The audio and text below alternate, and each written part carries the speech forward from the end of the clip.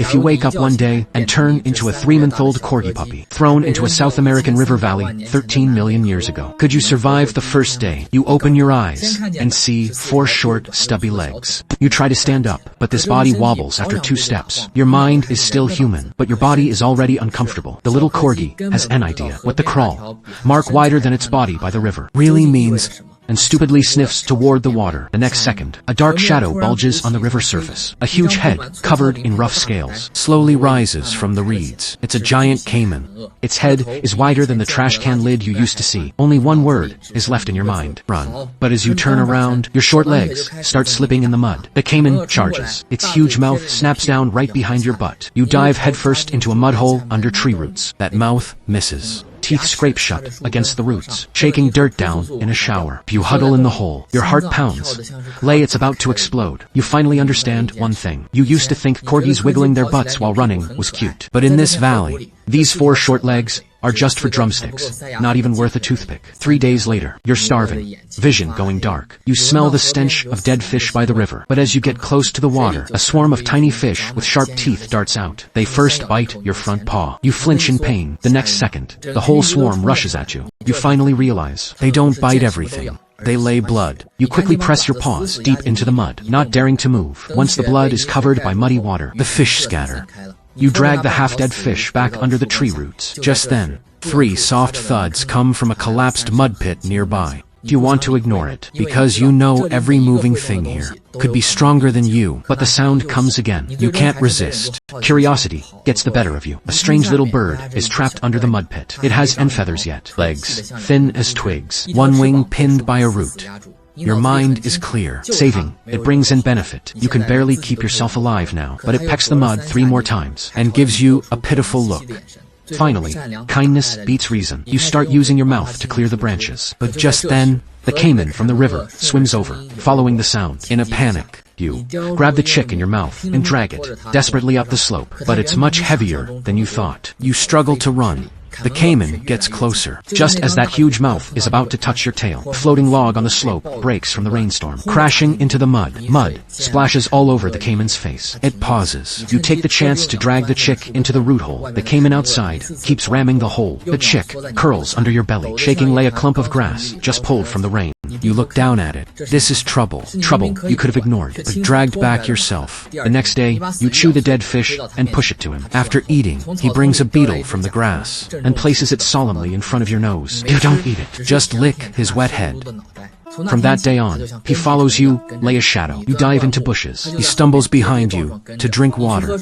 He always dips his head in first. At night, when it's cold, he curls under your belly for warmth. During the day, when the sun is too harsh, he thoughtfully spreads his little wings to shield you from some sun. Once a harpy eagle swoops down from the canopy. This thing is one of the fiercest aerial hunters in the South American rainforest.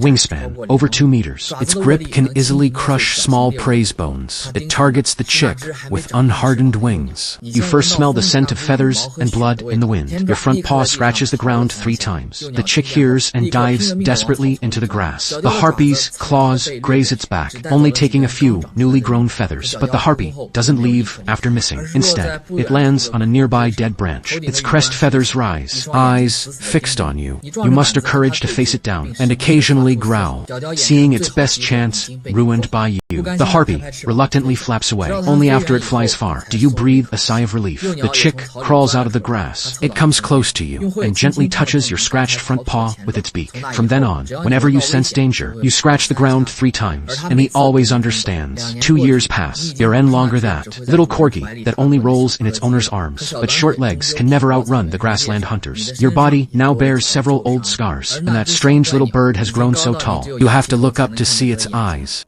Its legs are long and strong. When it walks, the grass bends left and right under its steps. One evening, a saber-toothed beast eyes you from the bushes. It crouches low, fangs sticking out from its mouth. It ignores the big bird, because because it's targeting you. This easier to catch, little runt. You just sense the danger. The saber-toothed beast pounces. It bites your hind leg, dragging you into the grass. Your mind is very clear. Saber-toothed beasts first pin their prey, then bite the neck. But your body can't break free. In panic, you scratch the ground 3 times. Just as its mouth is about to bite down, a series of heavy approaching thuds comes from the ground. The strange bird charges over. It stops abruptly from the side. Its huge beak smashes into the saber-toothed beast's head. The beast turns, dazed. It never expected the strange bird to attack it. But just then, the bird hits it. A second, painful blow. The beast finally backs down. It glares at the bird reluctantly, then slips into the grass and runs off.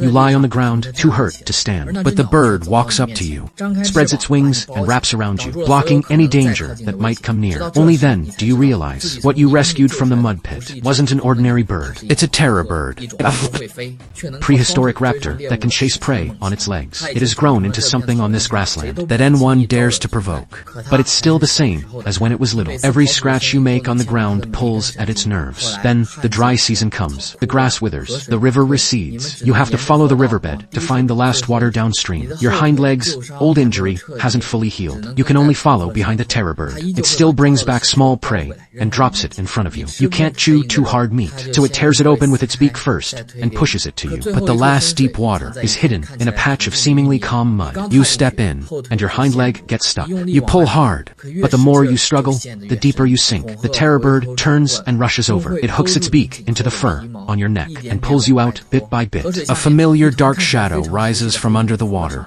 It's still that giant caiman. The terror bird spreads its wings and lets out urgent calls at the water. The sound draws the caiman's attention. It bursts out of the water and bites the terror bird's leg in one go. The terror bird almost falls in pain, but doesn't retreat. Instead, using the moment the caiman bites it, it desperately pushes you toward a fallen log on the bank. You finally climb onto the log, but it's dragged into the water by the caiman's grip. You turn back and bark at it, lay crazy, but the terror bird just looks at you calmly. It doesn't call anymore, doesn't struggle anymore, just lowers its head and pecks the mud gently 3 times. Then, the water bubbles up with a patch of blood red and falls back into dead silence. As if nothing happened. You stand there, stunned, for a long time, then silently lower your head with your worn-out front paws. You scratch the ground hard 3 times. The reeds sway in the wind, but this time, you never see that strange big bird running toward you from afar.